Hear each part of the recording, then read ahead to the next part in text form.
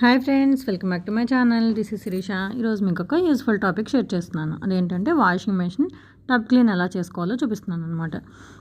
Washing మెషిన్లో బట్టలు ఒక్కొక్కసారి వైట్గా మరకల్లా వస్తాయన్నమాట వాష్ చేసిన తర్వాత. అలాంటి మరకలు రాకుండా ఉండాలన్నా, వాషింగ్ మెషిన్ ఎక్కువ రోజుల పాటు రిపేర్స్ రాకుండా పనిచేయాలన్నా మనం అప్పుడప్పుడు కనీసం 6 నెలలకి సంవత్సరానికి ఒకసారి దీన్ని ఇలా టబ్ క్లీన్ చేసుకోవాలన్నమాట. సో అది ఎలా చేయాలో ఇప్పుడు చూద్దాం. మాదైతే LG top load washing machine అనమాట. సో ముందుగా టబ్ క్లీన్ చేసే ముందు నేను ఈ కొంచెం బయట పార్ట్ అన్ని క్లీన్ చేసి చూపిస్తాను మీకు.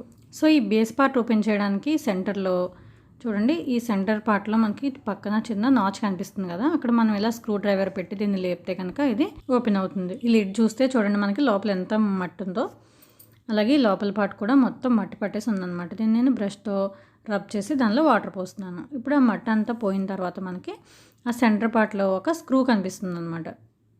ఆ స్క్రూ ఓపెన్ చేస్తే మనకి ఆ బేస్ పార్ట్ అంతా ఓపెన్ అవుతుంది. చూడండి కనిపిస్తుంది కదా సెంటర్లో.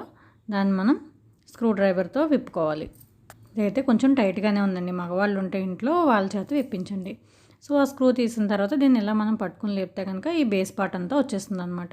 చూడండి దీని కింద ఎంత మురికుందో.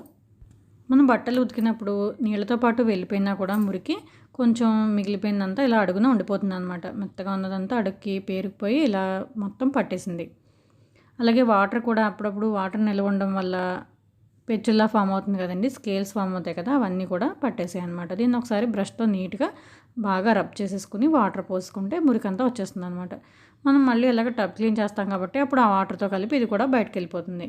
అందుకని నేను జస్ట్ అలా క్లీన్ చేసేసి వాటర్ పోసి వదిలేసాను అనమాట. ఇదైతే మనం ఓపెన్ చేసాం కాబట్టి ఈజీగా చేత్తో వాష్ చేసుకుంటున్నాం. కానీ ఈ డ్రమ్ చుట్టూ, స్టీల్ డ్రమ్ ఉంది కదండి, దాని చుట్టూ కూడా ఇలా మురికి స్కేల్స్ అన్నీ ఫామ్ అవుతాయి అనమాట. దాన్ని మనం ఓపెన్ చేసి క్లీన్ చేయలేం కాబట్టి మనం ఈ పౌడర్ యూస్ చేసి టబ్ క్లీన్ చేస్తే కనుక అదంతా వచ్చేస్తుంది అనమాట. ఇప్పుడు నేను ఈ పక్కన కనిపిస్తుంది కదండి థ్రెడ్ హోల్డర్, ఇది మనం వాష్ చేసినప్పుడు దారాలు, మురికి అలాంటివన్నీ కూడా దీనిలోకి వస్తూ ఉంటాయి అనమాట. దీన్ని తీసుకుని దీన్ని ఇలా స్క్రూ డ్రైవర్ పెట్టి తీస్తే లోపలిది కూడా వచ్చేస్తుంది అనమాట, లేయర్లా వచ్చేస్తుంది. ఇప్పుడు దీన్ని ట్యాప్ కింద పెట్టి బ్రష్ పెట్టి మనం నీట్గా వాష్ చేసేసుకోవాలి. దీన్ని వాష్ చేసుకున్న తర్వాత దీన్ని మళ్ళీ ప్రెస్ చేసి దీనికి ఫిక్స్ చేసేసుకోవాలి.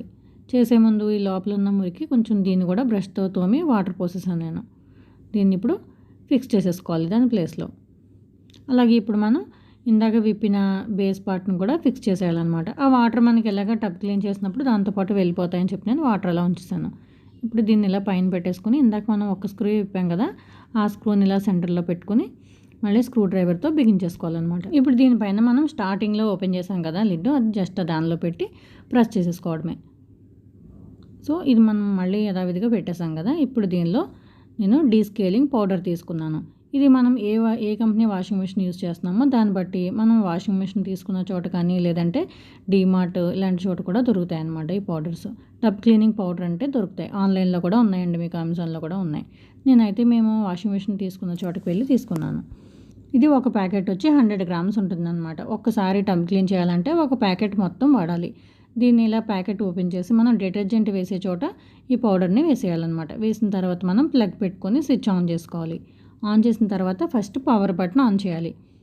ఆన్ చేసిన తర్వాత మనకి ఇక్కడ ప్రోగ్రామ్స్ ఉంటాయి కదా, దానిలో మనం ఇక్కడ టబ్ క్లీన్ ఆప్షన్ వచ్చే వరకు దాన్ని ప్రెస్ చేయాలన్నమాట. ప్రోగ్రామ్ని మనం అదొకటే సెట్ చేసుకోవాలన్నమాట. అది సెట్ చేసుకుంటే ఆటోమేటిక్గా వాటర్ లెవెల్ అవన్నీ కూడా దానికి అదే సెట్ అయిపోతుంది. చూడండి ఇక్కడ టబ్ క్లీన్ దగ్గర లైట్ వెలిగింది కదా, ఇలా వచ్చిన తర్వాత చూస్తే మనకి వాటర్ లెవెల్ ఇక్కడ ఫుల్లో ఉంది. అలాగే టైం 2 hours వచ్చిందనమాట. అవన్నీ ఆటోమేటిక్గా సెట్ అవుతాయి, మనం ఏమీ మార్చక్కర్లేదు. ఇలా సెట్ అయిన తర్వాత మనం స్టార్ట్ బటన్ ప్రెస్ చేస్తే సరిపోతుంది అనమాట. చూడండి ఇప్పుడు అది వాటర్ తీసుకుంటుంది.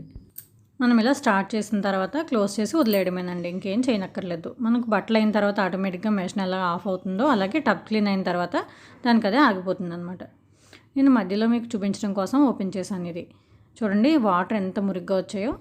ఆ స్టీల్ డ్రమ్ వెనకాల ఉన్న మురికి అంతా కూడా హోల్స్ ద్వారా మనకి వాటర్లోకి వచ్చేస్తుంది అనమాట. మొత్తం వాటర్ అంతా వెళ్ళిపోయి మెషిన్ ఆగిపోయిన తర్వాత చూడండి నేను ఓపెన్ చేసి చూపిస్తున్నాను మీకు, ఇలా క్లీన్గా వస్తుందన్నమాట.